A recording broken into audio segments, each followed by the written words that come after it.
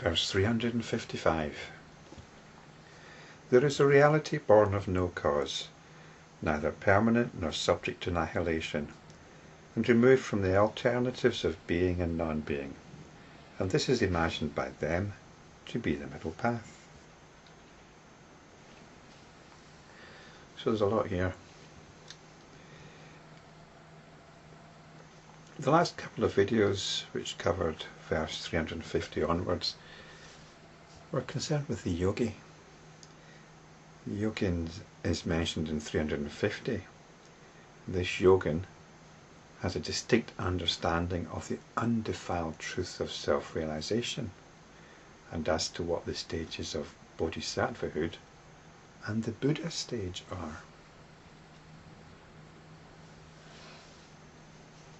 This yogin, I think, is to all intents and purposes what we might regard as enlightened.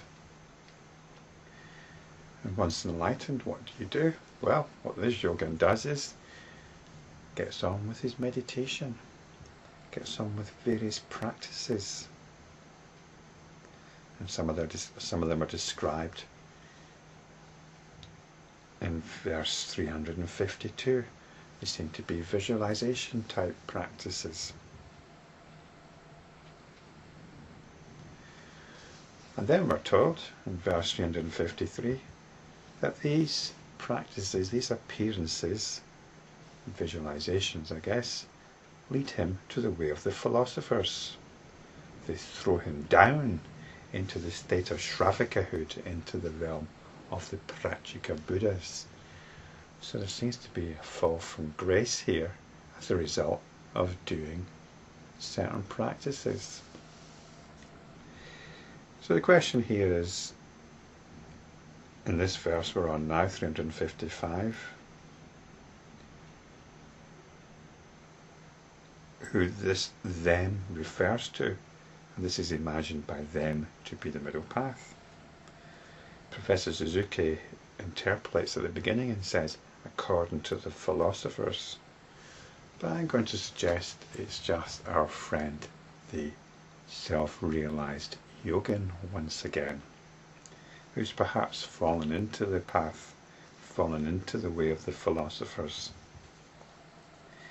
Because this reality that's spoken of here is the reality that we as enlightenment practitioners are practicing to engage with, practicing realization of. When you read this verse as it is, it seems to be given the impression that there's something erroneous about it. But I think what is erroneous about it is imagining this to be the middle path, or what's normally called the middle way. In other words, a conceptualizing of it, when you start thinking about it. And this mention of the middle path is strongly reminiscent of Nagarjuna. And we met Nagarjuna back in video 109. Now, when I was thinking about preparing this, I thought, yeah, it'd be good to spend some time with Nagarjuna and perhaps look in detail at a work that he's most prominently associated with. It's called the Mula Madhyamika Karika, or the Fundamentals of the Middle Way. So I downloaded this from the internet, and according to this, Nagarjuna's dates from the 2nd century AD. So Nagarjuna was very much concerned with this middle way, and it ties in with his teachings on emptiness. So I thought we'd have a look at that, and I also downloaded a substantial article about Nagarjuna, which is published on the Stanford Encyclopedia of Philosophy, which begins thusly: there is unanimous agreement that Nagarjuna, circa 150 to 250 AD, is the most important Buddhist philosopher after the Buddha himself, and one of the most original and influential thinkers in the history of Indian philosophy. His philosophy of the middle way, based around the central notion of emptiness, influenced the Indian philosophical debate for 1,000 years after his death. With the spread of Buddhism to Tibet, China, Japan, and other Asian countries, the writings of Nagarjuna became an indispensable point of reference for their own philosophical inquiries. So he's a very important figure, this Nagarjuna. But there was something that really stuck in my throat here, that Nagarjuna is the most important Buddhist philosopher after the historical Buddha himself. What if Buddhism had blasphemy? This is about as close as it could get. The Buddha was not a philosopher. Philosophy has got nothing to do with what is happening in these videos. And in fact, at the beginning of these videos, at the beginning of the Lankavatara Sutra, its purpose is to destroy the net of philosophical views, to free ourselves from the net of philosophical views. It doesn't matter whether the views are right or wrong. We're not interested in philosophical views.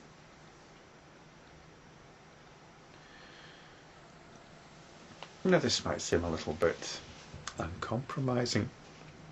You know, we can argue that we're all essentially philosophers. We have all got an outlook on life. We've all got an understanding of what life is about, even if we haven't quite formulated it to ourselves. And that's fine. But what philosophy becomes is an academic exercise.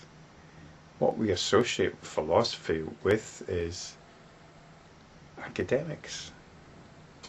If you want to be a proper philosopher, you need to go and study it at university, write a dissertation, and then maybe go on and do a doctorate, write a philosophical thesis, and then you can become a lecturer and write articles and give lectures on philosophy.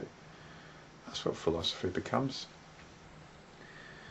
And that's what Buddhism became, and it seems to have become it with the help of Nagarjuna. His Fundamentals of the Middle Way, the Mula Madhyamaka Karika, is a philosophical work. It's not a spiritual work. It's a philosophical work. And as such, there's no value in studying it.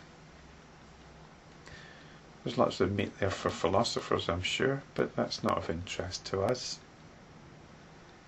Buddhism in its degenerate form is a philosophy. In its spiritual form, it's not. It's a pointer. The Buddha is pointing us to the essential nature of our own awareness. But what the philosopher does is examine the finger that is pointing. It's the old story, isn't it? Not only do they examine the finger in detail, they dissect it and try to understand what the Buddha is pointing at by dissecting the finger, finding its layers, naming all the parts.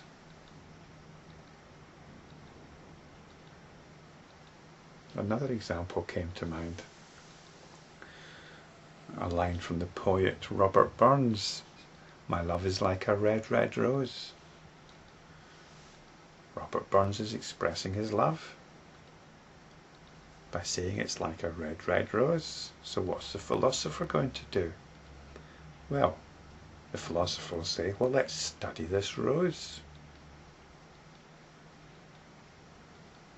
Let's study the parts of the rose. We'll we'll name all the parts. There's the thalamus, the calyx, the stamen, the petals, and whatnot. We can even examine the cell structure. This will surely give us lots of information. We don't even think about the poet's love. And likewise the philosophers, they're not interested in the Buddha's enlightenment. They're only interested in the expression of it. It's just got nothing to do with the enlightenment itself. You're not going to understand Robert Burns's love by studying roses and wondering maybe, oh, why is it a red rose? Perhaps there's different categories of redness, and we could have a red yellow rose, or and so on, and you can start making a classification of, why is it not just a red rose but a red rose? We can have lots of different variations here, and this has got nothing to do with the experience of love. And the philosophical aspects of Buddhism have got absolutely nothing to do with the enlightenment of the Buddha. So we must completely reject them. And this is what's happening in this verse here. The middle path is being imagined. And the next few verses talk about this. But let's just see if we can get a handle on what's being pointed to here, rather than imagining this middle path, because this is the middle path. This is the middle path. And this expression middle path is a little bit enigmatic, isn't it? I think most people understand this middle path as the path of moderation between extremes. We don't want to be too fanatical, but we don't want to be too slack either. The middle path is completely uncompromising. It is straight and to the point. Why is it the middle path then? I'll come to that shortly. Let's just look at this verse though. There's a reality born of no cause. In other words, there are no conditions that give rise to it. It is not dependent on anything. On the contrary, everything is dependent on it. It's neither permanent nor subject to annihilation. Well, this seems to be two opposites, doesn't it? It's neither permanent, which means it gives way, but it's not subject to annihilation, so it's still around somehow. Which is a bit mysterious, isn't it? And it's removed from the alternatives of being and non-being. So if something can be described as being, then we're saying it exists. And if it's non-being, then we say it doesn't exist. So this is all very mysterious, isn't it? But actually, it's very common. I can think of a couple of examples straight away before we get to how we should apply it. For example, let's talk about space. What gives rise to space?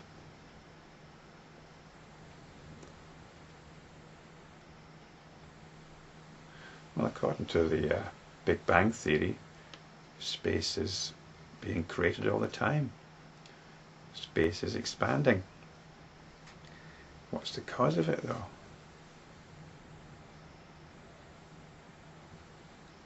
Does space have a cause? But space is really nothing, isn't it? So how can nothing have a cause? It's neither permanent nor subject to annihilation. It's not permanent because there are things which take it up. These things take up space. And if I remove these things, then this space becomes clear again.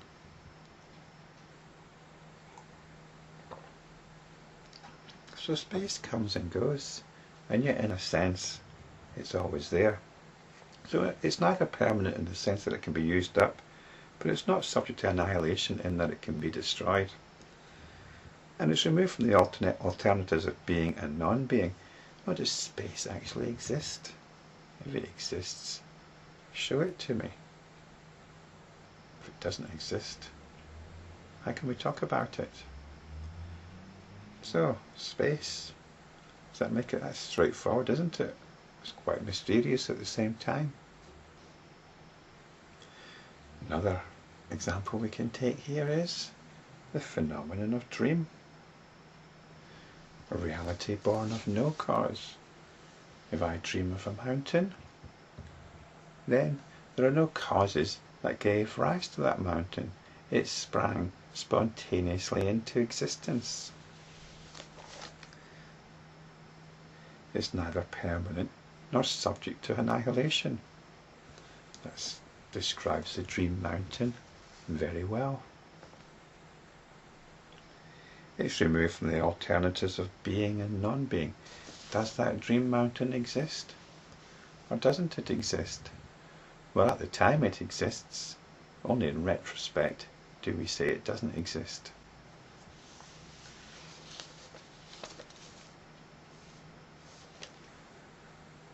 So, all very mysterious, but yet quite common. But getting to the heart of the matter, applying this, realizing this, we come to the nature of our own awareness. The awareness that's hearing this, it's born of no cause. Now we can hypothesize a cause and say awareness is part of the brain, but that's simply a story concocted by awareness. It's awareness that came up with that story. So,